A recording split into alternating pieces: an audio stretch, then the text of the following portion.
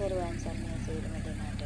දරුවනේ මේ වීඩියෝ එකෙන් පෙන්වන්න කරන්නේ 96 උඩවඩව සියන් පුතණුවන්ගේ පුංචි දේව මන්දිරය විවෘත කිරීමේ උත්සවය. ඉතින් මේක ඇත්තටම පුරුවන් හැටියට තමයි මේ දරුවා පුංචි දෙවලක් හදාගත්තේ. හැබැයි මේක හරිම ලස්සනයි. මොකද මේ වගේ තමයි දේව ටිකක් හදන්න ඕන. හරිනම් මොකද මැටි ගහලා එයාගේ සිතුවිලි ඇත්තටම එයාගේ සිතුවිල්ලෙන් තමයි එයාගේ ප්ලෑන් ඔක්කොම මේක අම්මේ මට හදන්න ඕන මැටි ගහලා කිව්වා. බෙලි වලින් ඔළුවස්ස හදන්න ඕන කිව්වා.